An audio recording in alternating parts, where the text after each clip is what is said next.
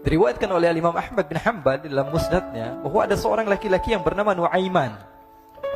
Ini Nuaiman di kehidupan Rasul sallallahu alaihi wasallam ada orang yang seperti itu gitu.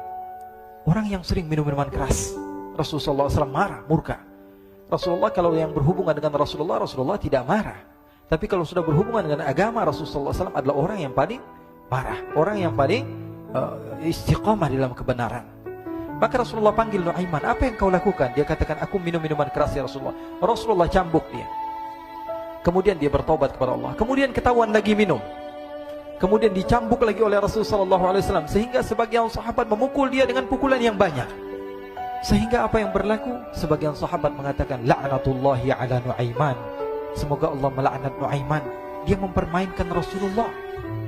Dia bilang sudah mau taubat tapi minum lagi. Dia bilang sudah mau taubat tapi minum lagi. Maka Rasulullah SAW mengatakan, la tal'anuh fa innahu yuhibbullah wa rasulah. Kata Rasulullah, jangan kamu laknat Nuaiman, karena dia itu cinta sama Allah, cinta sama Rasulnya. Dalam riwayat dia dicintai Allah dan dicintai oleh Rasulnya Muhammad sallallahu alaihi wasallam. Ibn Majah menceritakan bahwa Nuaiman ini pernah suatu waktu diajak oleh Sayyidina Abu Bakar pergi ke negeri Syam. Negeri Syam itu di mana? Seperti yang diceritakan tadi, antara daerah Suria, Lebanon, Yordania, kemudian Palestina. Daerah seperti itu. Umumnya orang Quraisy pada masa itu mereka memiliki rihlah berdagang, membeli dagangan ke Syam, kemudian dijual lagi di kota Makkah. Ketika itu Rasulullah SAW didatangi Abu Bakar. Sayyidina Abu Bakar mengatakan kepada Rasulullah, ya Rasulullah, saya mau izin ya Rasulullah. Mau apa? Saya mau ajak dua sahabat kamu ini ikut berdagang ya Rasulullah. Siapa kata Rasul? Nuaiman. Kata Rasulullah SAW, Nuaiman kamu mau ajak? Mau ngapain? Biar seru-seruan aja ya Rasulullah. Kata Rasulullah, ya sudah, saya izinkan kamu bawa Nuaiman. Ketika itu Sayyidina Abu Bakar membawa Nuaiman sama satu sahabat namanya Suwaibid ibn Harmalah. Siapa namanya? Suwaibid ibn Harmalah. Ini sahabat Rasulullah SAW yang memiliki sifat yang berbeda-beda. Kalau Nuaiman ini aneh. Pernah Rasulullah SAW dibawain makanan banyak, dikasih Rasulullah, dikasih sahabat semua. Semuanya sudah makan, tiba-tiba si Nuaiman ini, sahabat Nabi Nuaiman mengatakan pada Rasulullah, ya Rasulullah, ini yang penjualnya, tolong engkau yang bayar ya Rasulullah. Makanan udah habis. Makanan udah habis. Rasulullah SAW bingung, saya yang bayar. Akhirnya Rasulullah katakan kepada sahabat, ayo keluarkan uang, kita patungan, kita bayar. Rasulullah aja dimainin, apalagi kita orang. Sallu ala Nabi Muhammad. Nuaiman diajak Sayyidina Abu Bakar. Kata Rasulullah SAW, benar kamu mau ajak Nuaiman? Iya ya Rasulullah. Diajaklah akhirnya. Diceritakan dalam riwayat Ibn Majah. Diceritakan juga dalam Siyar A'lam An-Nubala. Diceritakan juga dalam Musnadnya Imam Ahmad bin Hanbal. Dalam riwayat Imam Ahmad bin Hanbal. Maka diceritakan Nuaiman diajak oleh Sayyidina Abu Bakar. Sesampainya di negeri Syam, semua dibagi tugas. Fulan bin Fulan kerjaannya ini, Fulan bin Fulan kerjaannya ini. Semua memiliki kerjaan. Nuaiman tanya, wahai Abu Bakar, kerjaannya saya apa wahai Abu Bakar? Kata Sayyidina Abu Bakar, kamu mau ngapain terserah kamu wahai Nabi. Yang penting kamu ikut saya kan. Kemudian satu di antara mereka namanya Suwaibid ibn Harmalah. Ditanya oleh Sayyidina Abu Bakar, wahai Suwaibid, kamu mau kerjaan apa? Kata Suwaibid, terserah kamu wahai Abu Bakar. Kata Sayyidina Abu Bakar, kamu menjaga makanan, karena saya tahu kamu ini adalah orang yang senantiasa menjaga amanah. Suwaibid ini kalau disuruh maju dia maju, disuruh mundur dia mundur, disuruh ke kanan dia ke kanan, disuruh ke kiri dia ke kiri. Orang yang ikut aja. Kalau Nuaiman beda, disuruh maju dia ke belakang, kasih sen kanan ke kiri belok. Nuaiman itu orang yang berbeda. Maka Suwaibid mendapatkan tugas, semua mendapatkan tugas kecuali Nuaiman. Sehingga ikhwani, apa yang berlaku, apa yang terjadi? Sayyidina Abu Bakar pergi sibuk dengan kesibukannya, sehingga datanglah waktu siang. Nuaiman sudah lapar. Nuaiman cari makanan. Dia nggak punya uang, diajak Sayyidina Abu Bakar tapi tidak diberikan uang. Sehingga dia cari-cari makanan, dia tahu Suwaibid yang jaga makanan, dikatakan, wahai Suwaibid, saya mau makan, berikan kepada saya satu roti saja. Yang terpenting apa? Saya makan sekarang, saya sudah lapar. Kata Suwaibid, ya Allah Nuaiman, kita tunggu Abu Bakar saja sehingga dia datang, karena ini amanat. Amanat dari Abu Bakar, saya tidak boleh berikan kepada siapapun kecuali atas izin Abu Bakar. Kata Nuaiman, kasih saya makanan, kalau tidak saya bikin masalah sama kamu. Merah wajahnya Suwaibid, karena dia tahu, jangankan saya, Rasulullah aja dimainin. Bingung, apa yang harus saya lakukan? Akhirnya Nuaiman bilang, gampangannya aja, kata Nuaiman, kamu kasih saya makanan, atau kalau tidak saya bikin masalah sama kamu. Bingung Suhaib pikir panjang. Setelah itu dia katakan, ya sudah Nuaiman, saya tetap mau jaga amanah Abu Bakar, karena saya takut ini adalah perintahnya Allah, perintahnya Rasulullah SAW, dan perintah daripada Abu Bakar, sahabatnya Nabi. Kata Nuaiman, kalau memang begitu kamu maunya, ya sudah, berarti kamu ngajakin berantem sama saya. Nuaiman pergi ke pasar. Dia cari-cari tempat penjualan hamba sahaya. Dia lihat-lihat beberapa hamba sahaya. Ini berapa harganya? Ini katanya 10 qalanis. Ini berapa? Ini harganya, hitungan orang zaman dahulu. Kita sih hitung seperti dirham, berapa ratus dirham gitu. 200 dirham. Yang ini berapa? 300 dirham. Yang ini berapa harga hamba sahaya? 300 dirham. Harganya antara 300, 200 sampai 100. Kemudian Nuaiman mengatakan kepada penjual hamba sahaya tersebut, saya punya juga hamba sahaya, tapi saya jual cuma 20 dirham saja, murah. Apa benar ada hamba saya harganya segitu? Iya, karena dia punya aib, ada kekurangan. Apa? Nanti kalau kalian tangkap, dia bakalan teriak, saya ini bukan hamba sahaya, tapi orang merdeka. Akhirnya semua orang berkumpul mau beli. Ini Nuaiman sama Nuaiman diajak ke Suhaib bin Harmalah tadi. Kata Nuaiman, itu ada orang yang berdiri sedang menjaga makanan, itu hamba sahaya saya, tangkap saja. Oh baik. Diberikan uang 20 dirham, dimasukkan oleh Nuaiman ke kantongnya, kemudian Suhaib ditangkap. Ketika ditangkap, Suhaib teriak, saya bukan hamba saya orang merdeka. Maka orang-orang tersebut mengatakan, saya sudah tahu kekurangan kamu. Ini memang kekurangan kamu, memang kamu, tapi saya tidak perlu dengan bacot kamu, yang penting kerjanya kamu gitu. Ya kan hamba saya untuk apa? Untuk kerja. Mau dia ngomong apa, mau ngomel terserah, yang penting dia mau kerja.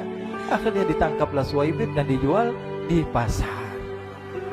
Nuaiman punya uang banyak ini. Dia beli makanan, dia beli minuman, dia beli hadiah buat Rasulullah. Dia beli macam-macam di negeri Syam ini. Waktu itu adalah superpower, adidaya, Romawi. Pada masa itu semua barang mahal. Tapi Nuaiman banyak uangnya. Dia belanja ini, belanja itu. Sehingga Sayyidina Abu Bakar pun pulang. Ketika Sayyidina Abu Bakar pulang, Sayyidina Abu Bakar cari, mana ini Suhaib?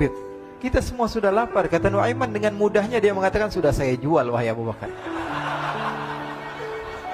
Maka Sayyidina Abu Bakar bertanya, apa yang kau lakukan wahai Nuaiman? Diceritakan oleh Nuaiman dengan jujur.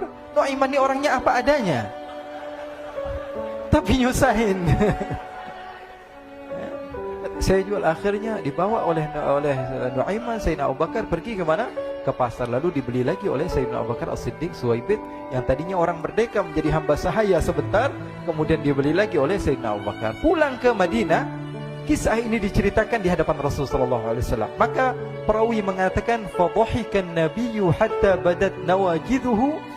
Ketika diceritakan kisah Nuaiman tersebut dengan Suhaib, Rasulullah tertawa sejadi-jadinya, sehingga gigi geraham Rasulullah SAW nampak di wajah mata para sahabat. Sehingga perawi lain mengatakan, 1 tahun berlalu Rasulullah, setiap ada tamu yang datang pada Rasulullah, Rasulullah akan ceritakan kisah Nuaiman menjual Suhaib tersebut. Jadi ada ikhwani, jangan kalian kira Rasulullah SAW itu hidup di satu masa sahabat-sahabatnya itu seperti ustadz-ustadz yang khusyuk, yang kayak Habib bin Anis ini banyak. Bahkan ikhwani, mungkin di akhir karena masanya sudah habis, pernah suatu waktu Rasulullah SAW didatangi asyraf, delegasi dari beberapa negara yang ingin mengenal apa itu agama Islam. Sehingga mereka datang ke rumah Rasulullah SAW membawa unta, kendaraan yang ketika itu kendaraan yang paling mahal mereka miliki. Itu untanya yang paling mewah. Diikat di depan rumah Rasulullah SAW. Tamunya pun masuk, duduk bersama Rasulullah SAW. Di depan rumah Rasulullah SAW ada beberapa sahabat. Ada Sayyiduna Hamzah. Kalian tahu Sayyidina Hamzah adalah orang yang pemberani. Ada Sayyiduna Umar. Kalian tahu Sayyidina Umar adalah orang yang pemberani. Ada Sayyiduna Ali bin Abi Thalib. Ada Sayyiduna Sa'ad bin Abi Waqqas. 4 sahabat ini lagi nongkrong gitu depan rumahnya Rasulullah SAW, berjaga sebelum Allah Subhanahu wa ta'ala turunkan ayat wallahu ya'simuka minan nas. Ketika mereka sedang asyik duduk, tiba-tiba Nuaiman datang. Ini Nuaiman kalau datang pasti bikin sesuatu yang aneh. Bahkan dikatakan tidaklah Rasulullah SAW dalam keadaan bersedih, kecuali Nuaiman datang Rasulullah akan tersenyum. Jadi sebagian sahabat itu senang kalau sudah Nuaiman datang, pasti Rasulullah bahagia. Tapi ketika itu Nuaiman datang, ingin duduk bareng-bareng Sayyidina Hamzah. Sayyidina Hamzah katakan kepada Nuaiman, bercanda begitu. Nuaiman, kamu lihat unta orang datang dari luar Arab ini. Lihat, kata Nuaiman, ini besar banget ini, badannya besar gitu. Dagingnya pasti banyak. Iya, ini kalau kita sate enak nih ntar malam. Kata Nuaiman. Kata Sayyidina Hamzah, apakah kamu berani? Kata Nuaiman, saya berani aja asal kalian gak bilang sama Rasulullah. Kata Sayyidina Hamzah, benar wahai Nuaiman, benar. Akhirnya Sayyidina Hamzah lupa masalah itu, cuma bercanda-bercanda saja. Sayyidina Hamzah lagi asik sama Sayyidina Umar, Sayyidina Ali. Tiba-tiba apa? Ternyata ketika dia melihat unta tersebut sudah pisah antara kepala sama badannya. Nuaiman mengatakan, wahai Hamzah, ini unta saya sudah potong, saya mau pergi sebentar. Kalau Rasulullah cari saya, tolong jangan beritahu di mana saya. Nanti kalau keadaan sudah aman, mari kita nyate bareng-bareng. Ini ada yang seperti itu di zaman Rasulullah SAW. Maka dia pun berlari dan berlari mencari satu tempat supaya Rasulullah SAW dia selamat daripada Rasulullah SAW. Sehingga Sayyidina Hamzah bingung, ini kalau Rasulullah keluar gimana? Ada Hamzah Asadullah, ada Ali bin Abi Thalib, ada Umar, gak bisa jaga kendaraannya, tamunya Rasulullah Sallallahu Alaihi Wasallam. Akhirnya benar apa yang terjadi, ikhwani. Rasulullah SAW tamunya mau pulang. Ketika dia buka pintu tamu melihat apa? Untanya sudah begitu. Mereka teriak, wa naqatah, unta kami wahai Muhammad. Baru mau kenal Islam, unta kami, kendaraan kami sudah dibuang. Rasulullah SAW lihat Sayyidina Hamzah, lihat Sayyidina Ali. Mereka gak bisa ngomong, mereka hanya bilang apa? Nuaiman ya Rasulullah. Rasulullah perintahkan Sayyidina Umar, wahai Umar, sekarang kamu ambil uang, kemudian kamu gantikan, kemudian kamu berikan 2 kali lipat daripada harta unta ini, sehingga apa? Agama Islam tidak didengar dengan sesuatu yang tidak baik di luar sana. Akhirnya diberikan harta, diberikan unta yang baru dan diberikan harta yang lebih untuk orang tersebut, sehingga orang tersebut tidak menjelek-jelekan agama Islam. Kata Rasulullah SAW, dan sekarang waktunya kita balas dendam sama Nuaiman. Nuaiman ternyata berlari tempat yang jauh sampai hampir keluar dari kota Madinah. Dia dapatkan seorang sahabat Nabi yang hadir juga dalam peperangan Badar, namanya Al-Miqdad bin Al-Aswad. Siapa namanya? Al-Miqdad bin Al-Aswad ketika itu sedang menggali sumur. Ketika sedang menggali sumur, Nuaiman datang. Nuaiman katakan kepada Miqdad, wahai Miqdad, wahai sahabat Rasul, kamu orang yang hadir dalam peperangan Badar, kamu adalah orang yang hebat. Dipuji-puji sama Nuaiman. Ada maunya ini. Akhirnya dia bilang, wahai Miqdad, tolong saya. Kenapa wahai Nuaiman? Kamu ini kekasihnya Rasulullah, orang yang disayang sama Rasulullah. Kenapa? Saya ini sedang dikejar-kejar orang jahat. Tolong selamatkan saya. Saya pengen masuk ke dalam sumur, boleh atau tidak? Kata Miqdad, siapa yang mengejar kamu? Pokoknya saya dikejar sama orang-orang. Kamu mau atau tidak selamatkan saya? Ya sudah, selagi kamu itu adalah sahabat Nabi, silahkan kamu masuk. Masuk akhirnya Nuaiman ke dalam sumur tersebut. Lalu Nuaiman mengatakan, wahai Miqdad, dia keluar lagi. Nanti kalau ada yang cari saya, tolong jangan beritahu saya di dalam sumur ya. Kata Miqdad, baiklah. Kata Nuaiman, siapapun yang bertanya tentang saya, kamu tidak akan kasih tahu? Iya, kata. Walaupun Rasulullah yang tanya saya? Katanya, enggak mungkin Rasulullah datang ke tempat sejauh ini. Iya, walaupun Rasulullah. Akhirnya masuk Nuaiman. Setelah beberapa menit Rasulullah dan rombongan benar datang. Miqdad bingung ini. Ini kenapa Rasulullah datang ke RW kami ini? Ada apa yang Rasulullah sampai sejauh ini? Ditanya, ya Rasulullah, ada apa ya Rasulullah? Kata Rasulullah, saya cari Nuaiman. Di mana Nuaiman? Inna lillah, kata Miqdad. Enggak dijawab ini Rasulullah. Kalau dijawab saya ingkar janji. Akhirnya apa dia katakan? Wahai Rasulullah, mata saya tidak memandang kepada Nuaiman, tapi tangannya nunjuk ke dalam sumur. Sahabat. Apa dia bilang? Mata saya tidak melihat kepada Nuaiman, tapi tangannya nunjuk ke sumur. Akhirnya dibuka sama Rasulullah, Nuaiman muncul. Kata Rasulullah, Nuaiman, kamu bikin malu saya, wahai Nuaiman. Ya Rasulullah, yang bersalah bukan saya, tapi orang yang mencari saya bersama kamu, ya Rasulullah. Akhirnya Rasulullah nengok siapa, ternyata Nuaiman sudah lari kabur. Sallu ala Nabi Muhammad. Kisah-kisah seperti ini sebenarnya banyak sekali, ya. Ini menunjukkan kepada kita bahwa kehidupan Rasulullah itu begitu indah. Rasulullah SAW, kalau kamu mau menjadi orang yang baik, contoh Rasulullah. Mau menjadi bapak yang baik, contoh Rasulullah. Mau menjadi pemimpin peperangan yang baik, Rasulullah. Mau menjadi murid yang terbaik, contoh Rasulullah. Bagaimana akhlak Rasulullah. Mau menjadi suami yang baik, contoh Rasulullah. Dalam segala hal, apapun itu Rasulullah SAW adalah makhluk yang paling terbaik.